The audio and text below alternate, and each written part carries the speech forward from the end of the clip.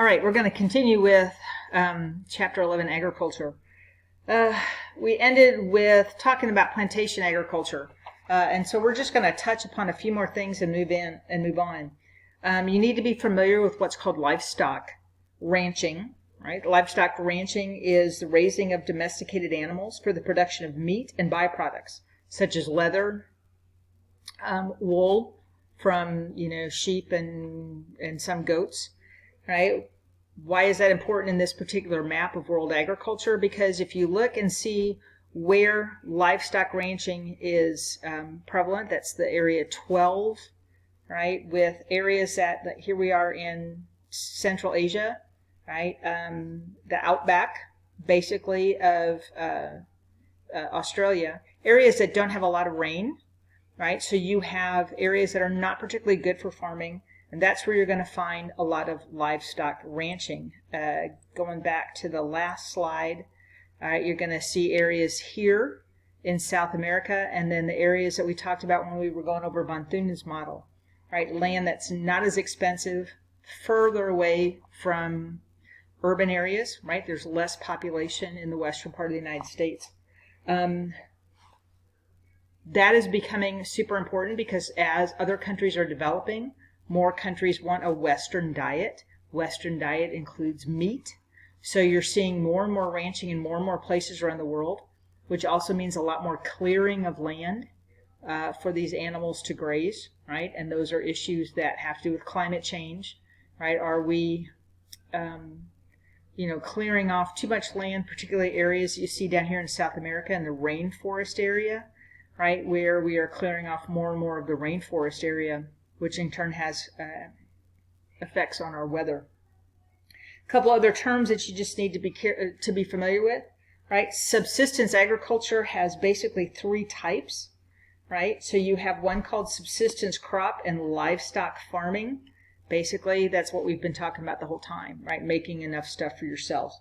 Doesn't include livestock farming too much, but it will include it on occasion. The second kind is called intense subsistence farming, right? Intensely subsistence farming includes chiefly rice, right? And then the other kind of intense farming is wheat and other crops as well, right? So be familiar with those terms. And then the last one is Mediterranean agriculture. You're going to see that in an area like the Mediterranean, right? This purple area here as well. Right, you are around a source of water, right? You see that some down here in South Africa as well, which is one of the reasons why it's, gosh, I hate that thing. South Africa was attractive to a lot of European farmers because of that Mediterranean climate, right? Mediterranean agriculture refers to a particular climate zone, right? It means there's a very dry summer and a very wet winter, right? Not necessarily snow, but rain. It's where you'll find things like grapes and olives and citrus fruits. They tend to be very popular products and also ones that command a very high price. So it's pretty profitable for those people who can get into it. All right, the next one you want to see, is drug agriculture. I probably never thought you'd deal with drugs in an agriculture class, but here we are. Right, huge agriculture. Most of the drugs come from plants, right? Marijuana comes from a plant. Opiates come from poppy plants. And so you have a lot of plants that are grown because they are super, super cheap to grow in most places, but can become very profitable. We talked once before about Colombia and the drug culture there. The cocaine one, the coca plant, where you get cocaine, grows pretty much everywhere. It's super cheap to grow, and the farmers there, who tend to be periphery, can make a lot of money, right, by producing that and selling them to the drug cartels. Most of that demand comes from the United States. So when we talk about drug wars, and we talk about people bringing drugs into our country, they bring drugs into our country because we buy the drugs.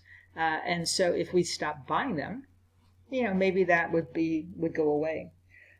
But farmers in the periphery often find it more profitable to cultivate crops that are turned into illegal drugs than standard crops. So economies will affect what you grow there. If I can make more money on another product, even if it's illegal, I'm probably going to do it. But you also see the effect that it has, particularly in Mexico. And now if we were to use more modern maps, we would go way down into Central America through Guatemala, Honduras, and into Nicaragua. It's part of the reason why we used to go to mission trips in Honduras and deal with an orphanage there, but we don't anymore because of the fact that it's just too dangerous for our kids to go there. You see the map here of Mexico is divided up by the various drug cartels because it is so profitable. Drug cartels will fight over territory, and sometimes that means that people die. You will also see the lack of political control in these areas because it is very dangerous for government officials to be involved in trying to shut these cartels down. And a lot of times, you have very poor government officials, so they are susceptible to being bribed just for the fact that they just don't have the ability to they got to feed their families too, right? As the drug agriculture takes over too as well, particularly growing marijuana. Hang on just a second. Sorry for the interruption. Had a package delivered at the door. That's what you get when you work from home, I guess. Just for the last part, just to understand that some drugs, particularly marijuana, need a lot of light, so they're requiring a lot of energy. So massive amounts of energy. 1% of all the energy produced in the United States, prior to a lot of these states making marijuana sales legal, right? 1% was going to the production of marijuana. You can even imagine now what that production would be now with things being legal. And then lastly, don't forget the informal agriculture too, right? People that grow it just for their consumption, but also too for barter, informal trading. Right, barter is where I give a good for a good instead of dealing with money. All right, let's move on a little bit and talk about political influences on agriculture as well. European colonial periods provided an example of this political impact, that how the political circumstances affected agriculture. And we've talked about this before. Cash crops like cotton, tobacco, tea and coffee, right, led to the globalization of these industries, right? As we became more and more mobile and able to move more and more stuff, right, we were able to create these giant markets that now just kind of feed themselves. And it makes it difficult to change and produce a crop that might be more beneficial to your people. Because European companies started these cash crops through colonization, it's the European industries that have prospered. When the colonies became independent, they were left with this legacy of very large land holdings that were owned by wealthy individuals or corporations. And they still own them, right? They still own them, so they're not being given back. There have been, in various countries, and Mexico being one of them, a lot of uprisings among the poor who are looking for some kind of land reform, right? Who want to have land given back to them, taken away from these corporations. So Mexico has had a number of different types of governments where you have one come in that wants to engage in land reform, and then one that wants to come back and bring all that land back to, wealthy landowners or foreign corporations. Governments also influence agriculture through tax regulations and subsidies. We've talked about it before that in the United States there are a number of different farming industries where you are literally paid to not plant. Right? If your crops fail, you get paid. And the reason they do this, they started this in the Great Depression, was to start paying farmers not to plant, because when there's less product and a greater demand, that means the price goes up and all farmers will prosper. In the United States, we give over $10 billion a year subsidizing not the small little farmer, but large scale farms. Right? There are a lot of advantages given to these larger farms than there are to smaller ones. In the communist world, there have been what they call collective farms or agricultural communes, right? They literally displaced subsistence farmers all across the countries that have a communist government, and put these huge farm collectives together. And people would either live on that farm and work it, or they would be bussed into the farms every day in order to work. So they were denied political ownership. And that goes with a communist form of government, right? Communism is everything goes to the collective and you take back that which you need. So there was really no private land ownership. It became part of the collective, part of the government. But of course, if you were wealthy, you could keep your own land. All right. Agriculture is also affected by social and cultural factors, right? And we've talked about this before. As income rises, people want to eat more of a Western type diet. They want to eat more meat. They want fresher and better produce. They want processed foods. They also want what are called luxury crops. Luxury crops are things like coffee and tea, right? Tobacco. Coffee is the second most traded commodity in the world behind oil, behind petroleum. And I obviously contribute to that. So you guys see me drinking coffee all the time. Before I start teaching you guys during the day, I grab myself a couple of cups of coffee. Luxury crops are usually those plantation crops. They're usually produced by large corporate farms, and oftentimes they are not paying their workers. You guys have seen this firsthand when we talked about the dark side of chocolate.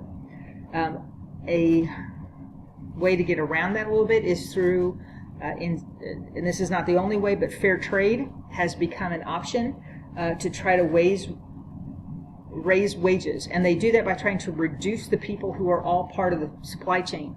So instead of a small farmer going to a wholesaler, right, who then sells to the chocolate factories, right, you bypass that middle ground, right, and you go straight to the manufacturer. And that way you don't have to pay that middle guy, and money will go back to the farmers, right? We'll see that here, right? This is a fair trade farmer in Mexico. Those are coffee beans, right? So you're seeing 30%, sometimes more, of the profit for the coffee beans going back to the farmer instead of to the middleman.